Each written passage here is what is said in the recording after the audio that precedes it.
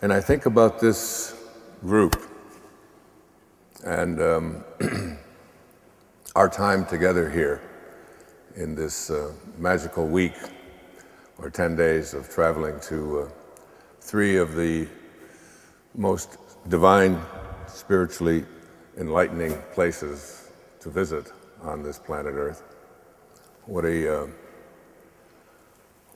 real treasure it is, what a real honor it is for all of us to be able as a group to go to these places. But you may think that you signed up for a program that you heard me speaking about, perhaps at a lecture, perhaps you saw it on the internet, perhaps someone else told you about it or you saw a flyer for it, and you may think that you were the one deciding whether or not you should really do this, whether you could afford it, whether you could clear your calendar and have enough time to fit it all in, whatever.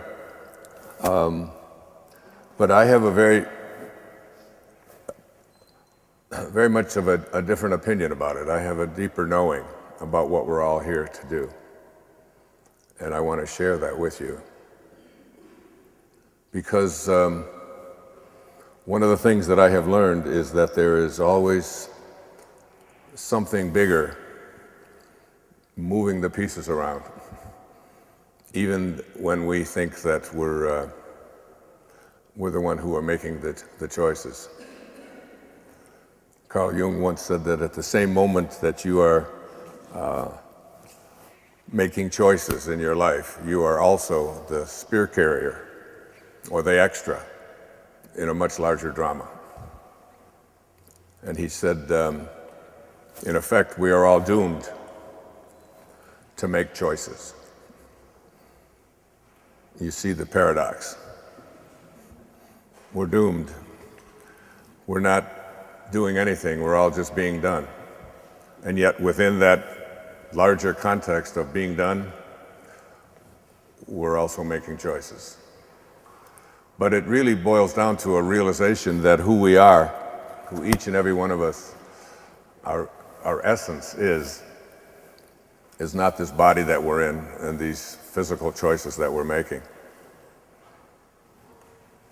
I ask my audiences frequently, how many bodies have you been in since you incarnated into this planet on this lifetime?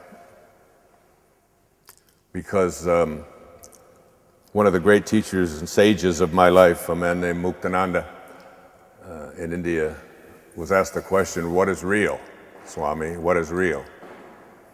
And he said, that is real, which never changes. So anything that is changing doesn't meet the definition of being real. So who are you? What part of you meets that definition? Certainly not that body that you're in. We've all been in so many bodies since we showed up. We were all in a little body about this big that weighed 7 or 8 or 9 pounds. And we were all in a body that was this big, a little toddler, and a teenage body, and a 20-year-old body, and for some, a body that has gone on. We've been in many bodies up and through the 70s and 80s, like myself, 71 years of age. And if you think that body that you are in is real, then you must have thought that about your 10-year-old body as well. So I invite you to go out and bring that 10-year-old body in here, and we'll talk to it. And you smirk and laugh and so on because you realize that that's impossible, because it's not real. It doesn't exist, does it? And the same is true of the body that you walked into this beautiful church here in Assisi tonight. It will be different when you walk out. You'll walk out of here with a different body than you walked in with. So that by that definition, this is all just an illusion. It's just constantly changing, and therefore it isn't real.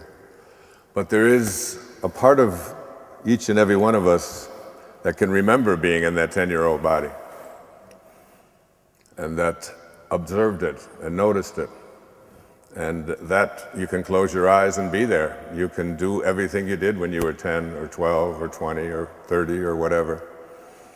And so it is to that element of your consciousness, of your awareness, of your reality that I address these remarks.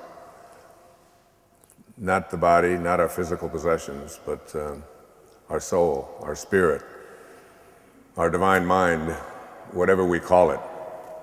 It is to that is the only thing that is real. And when we learn to live from there, from that place, I call it the higher place, the higher self, or the highest self, the part of us that realizes that all of us, the poet T.S. Eliot said that we shall not cease from exploration. But at the end of all of our exploring will be to return to the place from which we originated, but to know it for the first time. The poet spoke of death. I don't. I believe we can return to that place from which we originated. Call it the Tao, call it God, call it soul, and come to know it. And as my awareness of the man who this city brought up and is honored by his presence, he was actually known as God's buffoon, God's fool. Wherever he would go, he would be mocked. And he was really trying to teach all of us to let go of our attachment to our possessions, to our bodies, to who we are. In fact, he believed that the only way you could get closer to God was to remove all of your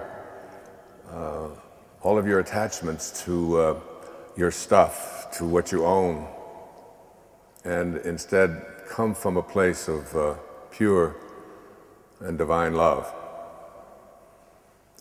And this gathering here for this miraculous journey that we're all on began as an idea. I think it was my idea, but I know that something bigger is always moving the pieces around. And I'm always aware that even though I think that it's me making the choices, I also know that I'm also the spear carrier, or the extra, in a much, much larger drama.